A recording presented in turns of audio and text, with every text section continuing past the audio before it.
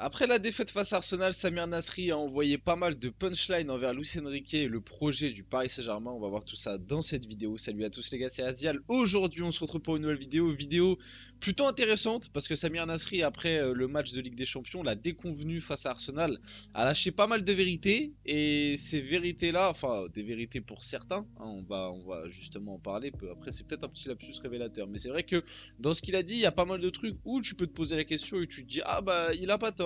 Mais ça va permettre de parler un petit peu du projet PSG. Qu'est-ce que réellement déjà ce projet PSG? Parler un petit peu de Luis Enrique, revenir sur le début de saison du PSG, les déconvenus, donc la défaite face à Arsenal, les derniers matchs qui sont en termes de jeu peut-être un petit peu décevants. Il y a pas mal de choses à dire parce qu'on va voir que Samir Nasri a vraiment pas eu sa langue dans sa poche, comme d'habitude on le connaît. Donc avant que la vidéo commence, n'hésitez pas à la liker, à commenter, à partager, à vous abonner, ça fait toujours plaisir et ça aide pour le développement de la chaîne. Et nous, on va pouvoir y aller dès maintenant. Donc il a commencé par Samir Nasri tacle Luis Enrique et son projet de jeu. Sa façon de jouer n'est pas la bonne, il ne s'adapte pas à son effectif, il croit qu'il va calquer ce qu'il a fait avec l'Espagne et le Barça au PSG. Je tiens à rappeler qu'en plus ce qu'il a fait avec l'Espagne ça n'a pas forcément fonctionné, en tout cas sur la fin, hein. On se rappelle tous de la Coupe du Monde où ça devenait un petit peu parodique. Après je pense aussi que pour le défendre un petit peu par rapport à ça, je pense qu'il n'avait pas forcément les joueurs, notamment offensifs, pour briller lors de grandes compétitions. Je pense que Luis Enrique, comme Luis de la Fuente à l'heure actuelle, s'il avait eu un Lamine Yamal et un Nico Williams qui marchaient sur l'eau, je pense qu'il aurait pu faire beaucoup plus de choses avec cette Espagne-là. C'est que mon avis, vous pouvez ne pas le partager. Donc par rapport à ça en fait... moi, je suis pas trop fan de ou alors adepte de ce truc de dire ah bah comme devant on a des mecs qui courent vite, faut forcément jouer le contre. Je suis pas trop en accord avec ça. C'est comme tu vois à l'époque quand on avait Messi, Neymar, Mbappé, on entendait que des ah bah avec ce style de joueur là, comme ils défendent pas, il faut que tu joues absolument le contre, il faut que tu défendes bas parce que sinon tu vas prendre en fait, pour moi, tout dépend du projet que tu donnes. Maintenant, oui, là où je peux. Enfin, tout dépend de quelle tactique tu veux faire, en fait. Mais là où je peux rejoindre un peu Samir Nasri par rapport à ce dire-là, et de toute façon, c'est pas la première fois que je l'entends. Il y a plein de gens qui pensent ceci, hein. Je l'ai encore entendu là dans les commentaires de Nice PSG, là, hier soir, où il y a encore les commentateurs qui disaient que pour eux, et notamment Patrick Vieira qui était au commentaire, qui disait que pour eux, ce PSG là devait jouer la transition parce qu'il avait des joueurs pour jouer la transition. Parce qu'en fait, souvent, quand on parle de joueurs pour jouer la transition, on parle de Kolo Muani, du coup, qui jouait hier, de Dembélé, de Barcola, de Hakimi et de Nuno Mendes. Mais après, moi je suis désolé, le milieu de terrain, c'est pas un milieu de terrain pour jouer la transition, c'est plus un milieu de terrain pour garder le ballon. Bon, les centraux, après, c'est dur de ça. Même le gardien, finalement, Donnarumma, est-ce que c'est un gardien fait pour jouer la transition rapide, qui est capable d'envoyer des longs dégagements devant pour aller vite? Bah, je suis pas sûr. Donc en fait, oui, quand tu prends les trois attaquants, bah, parce qu'ils courent vite, t'as envie de te dire, ils jouent la transition.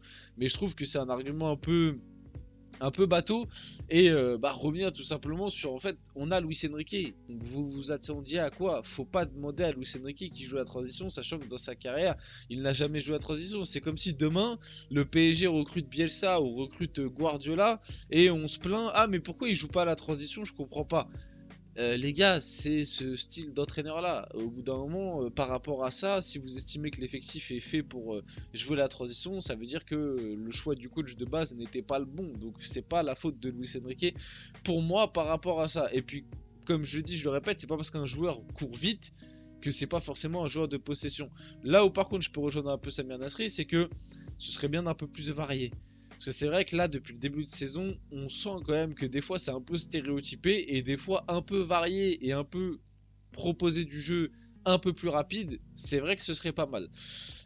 Il enchaîne. Mais tu n'as pas Busquets, Rakitic, Xavi, Iniesta avec les joueurs que tu as dans ton équipe. Pour moi, tu dois jouer en attaque rapide et en contre. Bon, comme je viens de l'expliquer, tu vois, j'ai un peu développé par rapport à ça. Je suis pas forcément d'accord à 100% avec ça. Oui, rajouter un peu plus de nuances, ce serait pas mal, je pense. Je suis plus d'avis avec ça.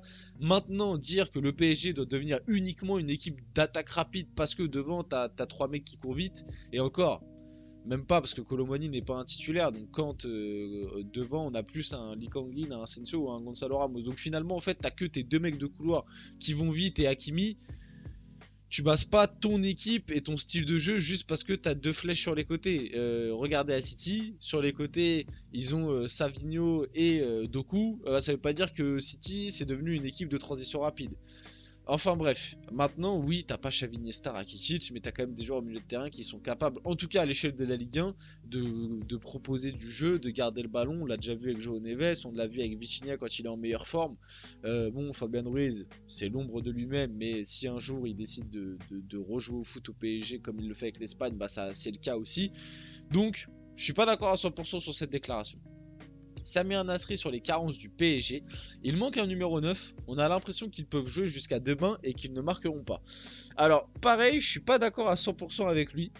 Parce qu'on l'a encore vu là face à Nice que bah, finalement en première mi-temps il a mis Colomoni, ça a été une catastrophe et pourtant c'est entre guillemets un numéro 9, même si bon, pour moi c'est pas un numéro 9, mais bon, dans l'esprit de certaines personnes c'est un numéro 9.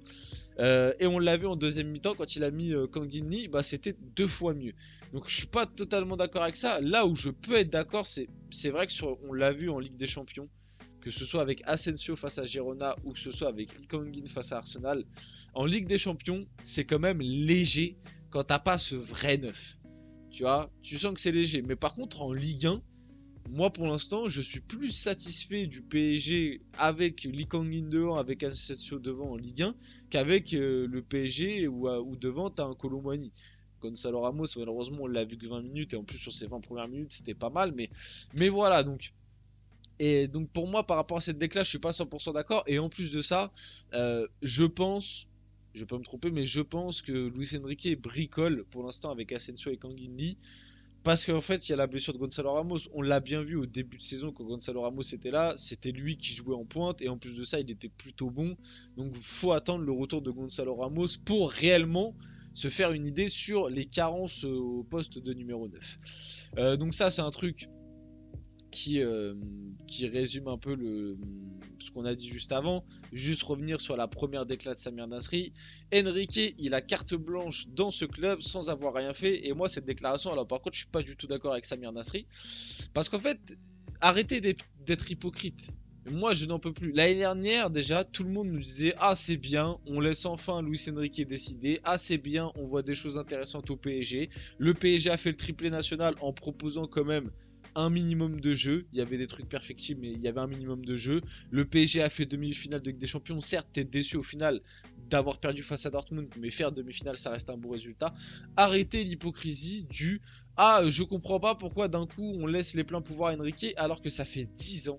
Ça fait 10 ans que quand on entend le PSG, à chaque fois on entend: ah mais ils laissent pas de temps à leur coach. Ah mais les coachs ils ont pas carte blanche. Ah mais les coachs ils ont pas le droit de faire ce qu'ils veulent. Ah mais les coachs ils peuvent pas choisir leurs joueurs. Ah mais les coachs, ah mais c'est la faute des dirigeants parce qu'en fait les coachs ils décident de rien. Et là quand il y a un coach, et on en revient aussi un peu, c'est un peu le parallèle avec quand il y avait les débats sur est-ce que Enrique a eu raison de sanctionner Dembélé. Maintenant qu'on a un coach au PSG qui a ses responsabilités de coach finalement, il fait son rôle de coach, on n'est pas content. On n'est pas content parce qu'on trouve qu'Enrique est trop dur, parce qu'on trouve que le PSG, on sait pas trop où on va. Alors oui, je suis d'accord avec certaines interrogations, notamment autour du mercato. Moi, j'étais pas forcément satisfait à 100% du mercato. Moi, j'aurais bien aimé voir un Sancho arriver. J'aurais bien aimé voir peut-être une ou deux autres recrues. Bah, de toute façon, allez voir mes vidéos que j'ai fait cet été, Mercato idéal, ou même les vidéos actu Mercato du PSG. Pour moi, il fallait recruter minimum un latéral en plus, capable de jouer à gauche ou à droite, pour essayer de suppléer un petit peu les 2 titulaires. Pour moi, il fallait un autre attaquant, tu vois, un Sancho, moi j'aurais vraiment kiffé par exemple. Donc oui, je suis pas satisfait à 100% du mercato, et ça tu peux remettre en cause du coup Luis Enrique, parce que de ce qu'on a compris, il a eu un grand rôle à jouer là-dedans. Mais maintenant, venir remettre en cause encore une fois Enrique et le fait que enfin il y a un coach qui décide au PSG, je trouve que c'est un peu schizophrène par rapport à ça. Samir Nasri sur Nuno Mendes. Je vais être cru, il ne sait pas bien défendre, il sait bien attaquer et est toujours dangereux, mais je ne comprends pas pourquoi il se retrouve en 3ème défenseur central.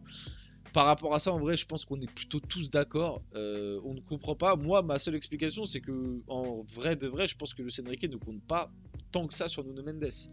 Ça fait plusieurs fois que je le dis dans mes vidéos, mais je pense que si un Lucas Hernandez est apte, c'est Lucas Hernandez qui partira titulaire. Parce qu'on voit bien que pour l'instant, Luis Enrique ne s'est pas adapté. Enfin, il a essayé un petit peu, avec notamment un milieu de terrain qui redescend. C'était Joao Neves là, sur les précédents matchs, qui redescendait dans la ligne de 3 et du coup Nuno Mendes montait. Mais tu sens que c'est quand même une adaptation très légère et que pour l'instant on voit pas trop forcément le bout par rapport à ça. On va finir la vidéo là-dessus, j'espère que cette vidéo vous a plu, si c'est le cas n'hésitez pas à la liker, commenter, partager et vous abonner les gars, c'était Azial, on se retrouve très rapidement pour une prochaine vidéo.